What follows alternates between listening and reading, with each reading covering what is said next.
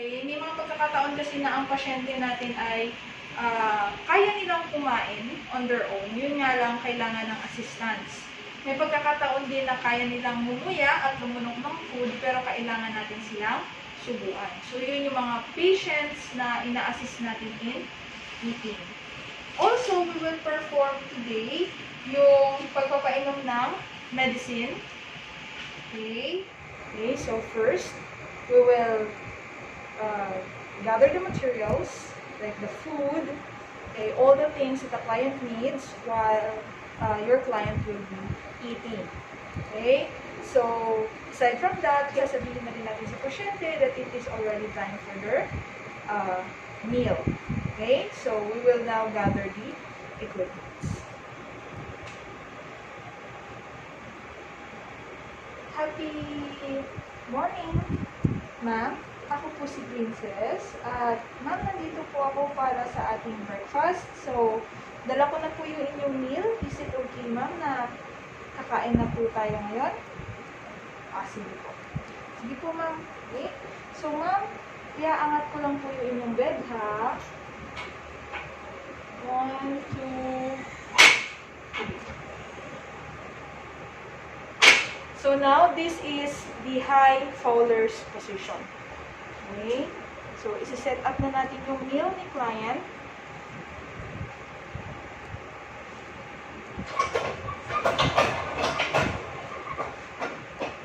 So, first, we'll put a towel sa kanyang chest so that hindi mai-spill yung food sa kanyang damit. Okay? And then, we will slide the bedside table to your client. So, ma'am, ibababa ko lang po. Slide it on the bed of your client.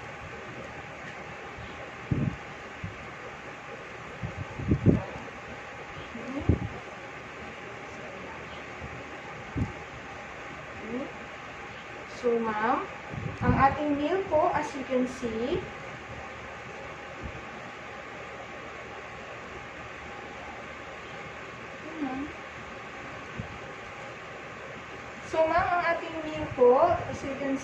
have mashed potato, you have grilled chicken, and some green vegetables on the side. So, ma'am, medyo mainit pa po yung ating food. So, dahan-dahan lang po sa pagkain. Po. So, 1 meal at a time lang po. Is it okay, ma'am, kung kayo na lang ang kakain mag-isa, or do you need assistance po? If your client needs assistance, then we will feed your client. Okay? In feeding your client, you have to make sure that you name each mouthful, and at the same time, you have to be patient in feeding them. Huwag natin silang mamadaliin. Okay? So, ma'am, this is mashed potato. Ma'am, while feeding your client, it is also very important that you have small topics or conversation. So, if pipili kayo ng topic for your conversation, dapat yung mga light ang mood, o hindi kaya naman ay yung mga jolly or happy yung thoughts ng topic na inyong pinag-uusapan, so that your client will have more appetite in eating. Okay? So, this is the chicken.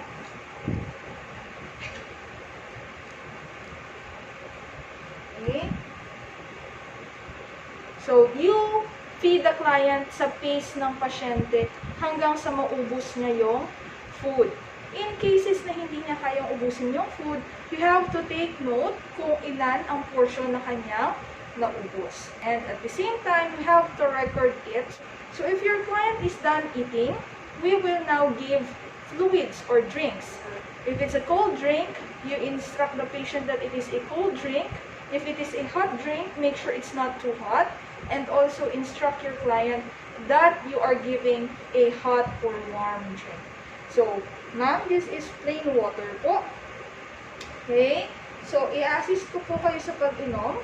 If i-assist niyo si patient sa pag-inom, make sure that the rim of this glass will touch the lips first.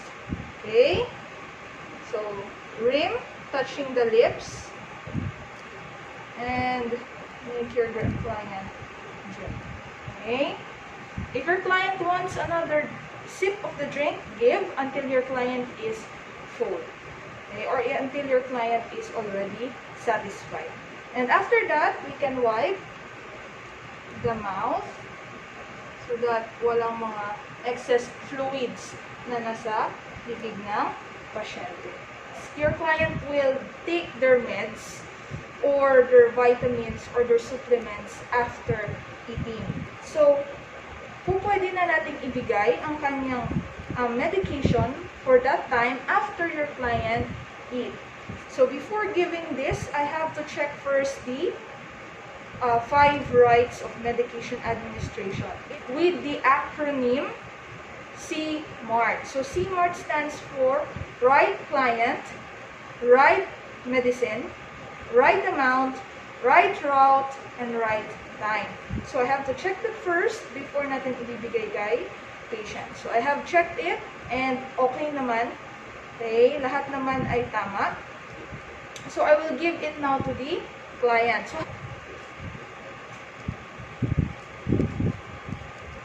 you will put the medicine on a medicine cup and you will give it to the client.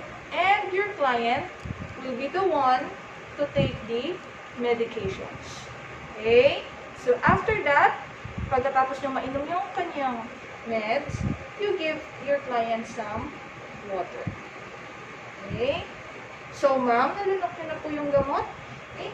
So, ma'am, tapos na po tayong kumain, nainom nyo na rin po yung inyong gamot. Mayroon pa po ba akong maipaglilingkod para sa inyo at this moment? Kung wala na po, ma'am, babalik na lang po ako mamaya to check your vital signs. For the meantime po, ganito lang po muna yung ating position para po bumaba yung inyong hinain at hindi po kayo makaramdam na para kayong nasusuka habang nakahiga po kayo. Okay po? So, mga 30 minutes lang naman po kayo na nasa ganitong position. If you want mo, bubuksan ko po yung TV para hindi po kayo mabore sa ganitong position. Okay lang po ba?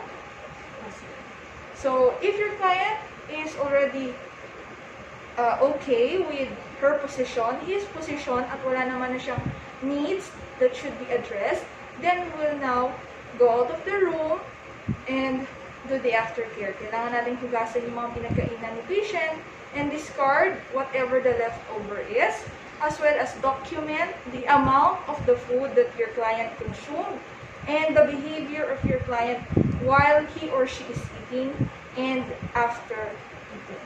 So that is about assisting your client in eating.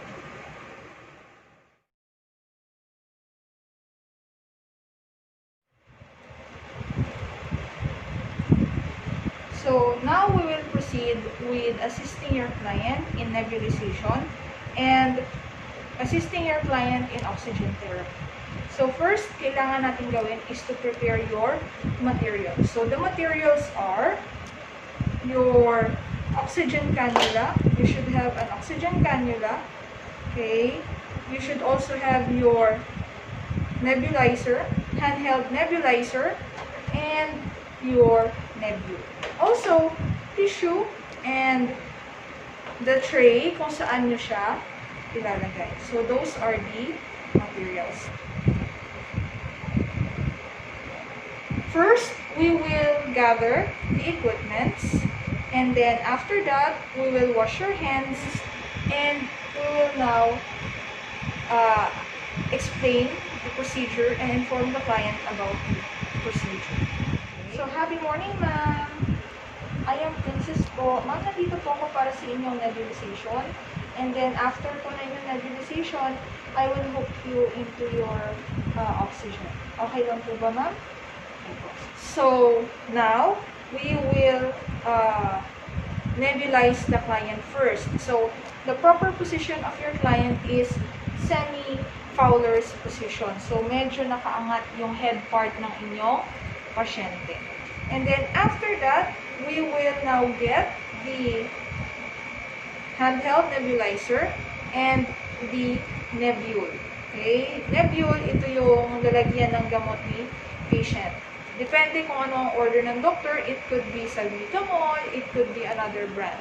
Kung ano yung ginagamit ni patient. Okay? So, first, we will wear our gloves.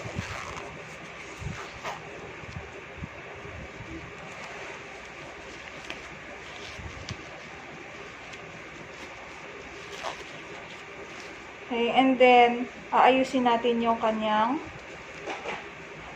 nebulizer.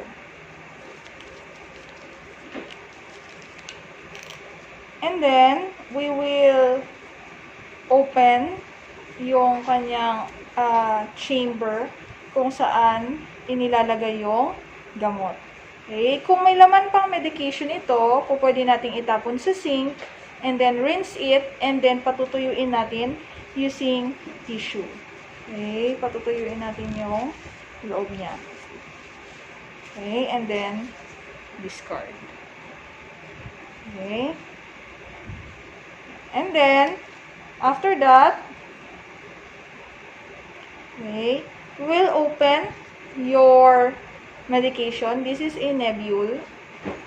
Okay, so i-open mo siya by twisting the cap, the tip part. Okay, pag na-twist nyo na, then you will put the appropriate solution on the nebulizer. Okay, and then cover it. Okay, and then hook this into a nebulizer. Okay, you will hook now that to a nebulizer. So, ipapanebulize na natin si patient using the nebulizer.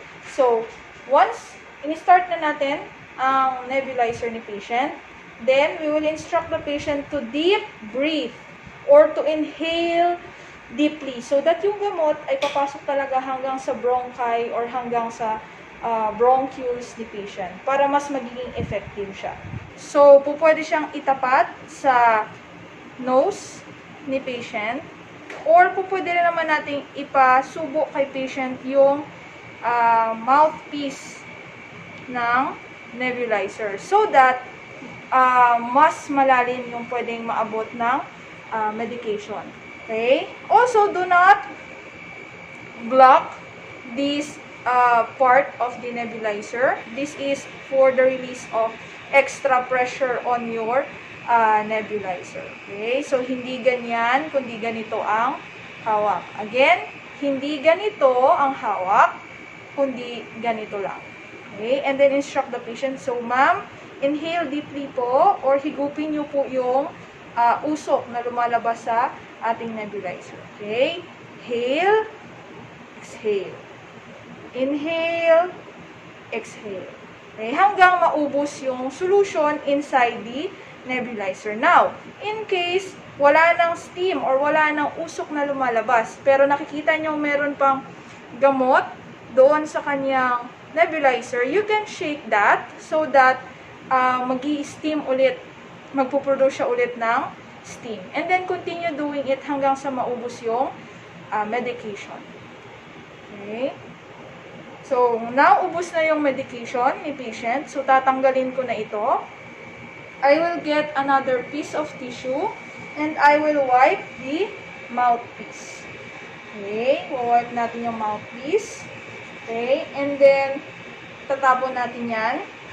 And then, tatanggalin na natin sa nebulizer yung kanyang tubings. And then, we will keep this on the place kung saan usually itinatago ng pasyente.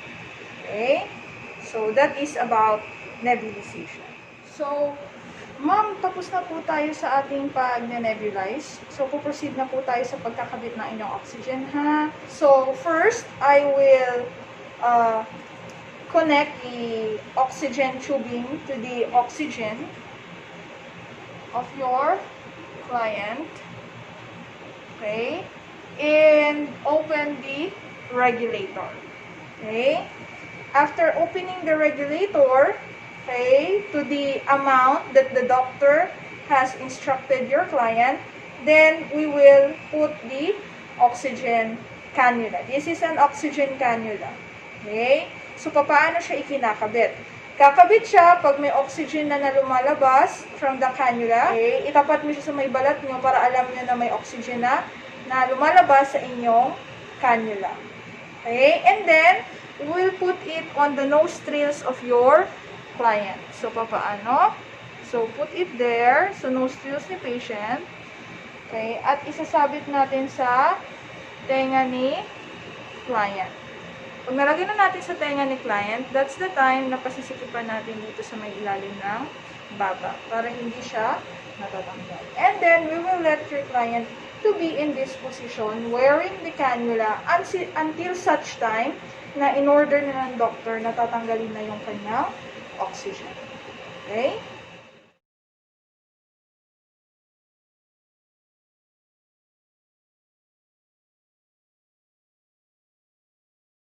So now, in removing the oxygen cannula of your client, the first thing that you have to do is, again, wear your gloves. You should have your gloves.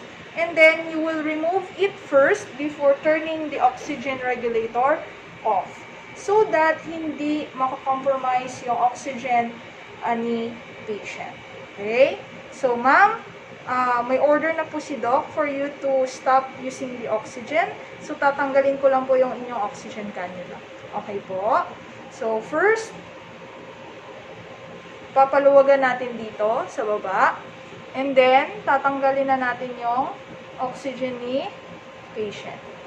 Okay, remove it, dahan-dahan. Okay, and then when you have already removed it, okay, you will now turn off the regulator. Okay, and you will get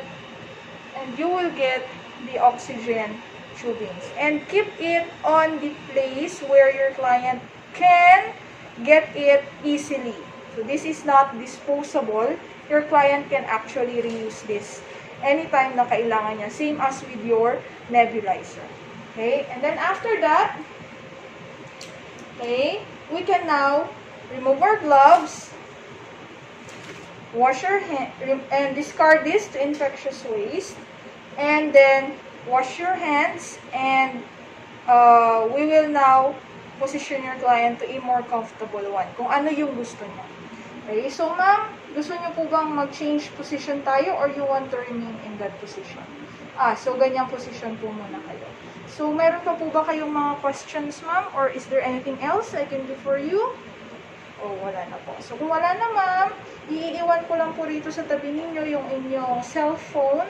Nandyan po. At saka yung inyong pong remote ng TV at aircon. Okay po? And you may press the call light in case meron po kayong kailangan or kung mahirapan po kayong huminga ulit. Okay po? So, kung wala na concern si patient, then we will now go out of the room and do our documentation.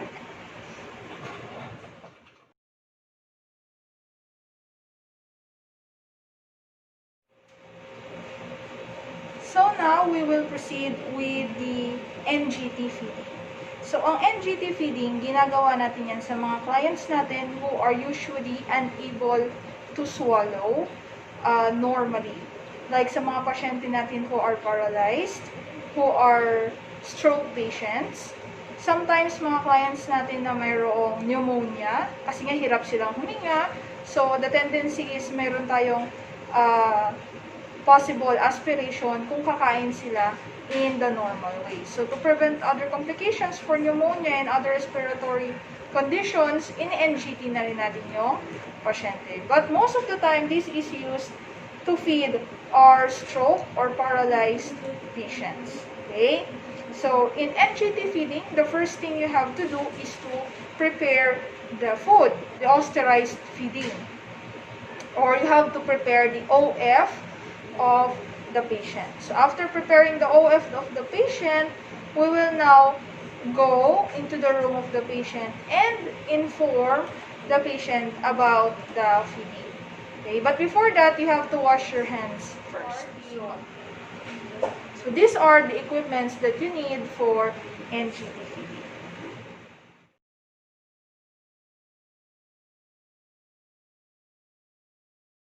After washing your hands, okay, and informing the client, even though walang malay si pasyente, we have to inform him. So, happy morning po, sir. Ako po si Princess. Sir, nandito po ako para sa inyong NGT feeding ngayong umaga. Okay po? So, sir, ipoposition ko po muna kayo. Okay po? So, position the client into a semi-Fowler's position. That is to prevent aspiration. Okay?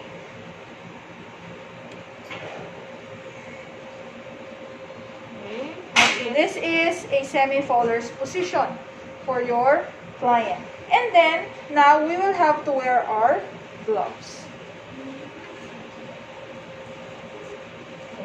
Okay. And we will check for the patency of the NGT. Sabihin ng patency, yung sitwasyon ng ating tubing. If the tubing is in the stomach or if it is displaced. That is what you call checking of the patency. So, I will use a stethoscope to check for the patency.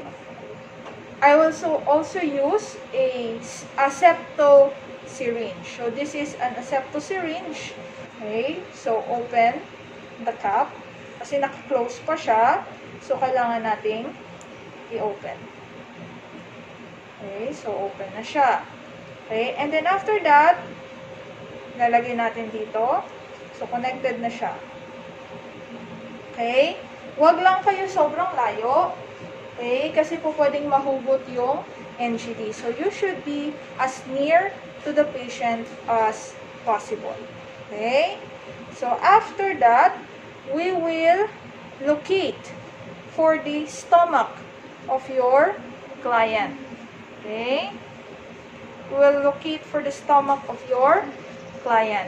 And we will put the stethoscope directly on the part kung saan banda yung stomach ni patient. And then, we will press the asepto syringe lightly. Okay, just a very light press. Okay, like that. Try to listen. Try to listen to the sound of the stomach. When you press this bulb, it means you are introducing air to your client's stomach. So, as you introduce air, you should hear a gurgling sound on your client's stomach. Okay? Press. If you hear a gurgling sound, continue with the feeding. But, if you do not hear any gurgling sound, withhold the feeding and inform your supervisor immediately. So, since I have heard a gurgling sound, then I will continue with the feeding. So, here I have 2 cups. Okay, so there is one with OF and one with plain water. So, the first thing I have to do is to put water on the tubing. But before that, I have to first check if there is residual feeding. So, pag sinabi nating residual feeding, natira. So, titignan natin kung may natirang pagkain sa sikmura ni patient. If it is more than 50 cc and above, postpone it or withhold it temporarily. But, if it is less than 50 cc, then we can continue with the feeding. Okay, so bakit natin ginagawa yung checking of residual feeding? It is to make sure na wala nang laman yung stomach ni patient para hindi siya magsuka. Okay? So, how will I do that? First, kink, or tupiin ang inyong NGT tube. And then, remove the bulb first, okay, of your asepto. And then, press it. Okay? Press, and then, ibalik. And then, unfold, and then, release. If humigop siya ng more than 50, postpone. If it is less than 50, continue feeding. So, walang nahigop na excess food ang inyong asepto, meaning your client has digested all the food that was given to him prior to this feeding. Okay, so now we will proceed with the feeding. Again, kink, remove the bulb, okay, and give the food. Okay, para hindi kayo mahirapan, you can hold it nearer to your client. Okay, and first we will give water, about 30 cc of water. Okay, and then release. Okay, i-release nyo lang siya. Pag nakita nyo wala ng water dito sa rim or on the lower part of your septo, kink it again. Okay, kink it again, and then proceed with feeding the OF. Okay, hanggang sa maubos. Okay, continue giving OF hanggang sa maubos. Pag ubos na yung OF, kink again. Okay, and then give water. 30 or you can push it up to 60 ml. Okay, para hindi na dehydrate si patient. So, upon giving the water, pagtapos na, kink it once again. Okay, and then put the bulb syringe again. Put it again. Okay, habang naka-kink. Okay, ganyan ang position. Okay, and then, after that, release the tubing. Okay, and push a little amount of air. Push, but do not remove your hands. Okay, just push a little amount of air, and then kink, and then remove, and then close. How to close? Okay, you fold it here, and then you put it on the opening of your NGT. So that is how it looks like. Okay, and then after that, it should be placed on the head part of your client's bed. Okay, so that is about NGT feeding. Okay, so after NGT feeding, remove your gloves already. Okay, and then leave the client on a semi-polar position for at least 30 minutes, depending on gaano kabilis bumaba yung kinain ni patient. If medyo hirap si patient matunawan, you can adjust it to an hour. So, pwedeng kahit isang oras siyang nasa ganitong position. Okay? Pero, dapat minimum of 30 minutes. Okay? So, after this, okay na tayo. Leave your patient in this position. Raise the side rails because your client is unconscious para hindi naman siya mahulog. Okay? And after that, we do our aftercare procedures. So, hugasan na natin yung mga ginamit. Wash your hands as well. And then do our documentation. So, that is all about NGT feeding.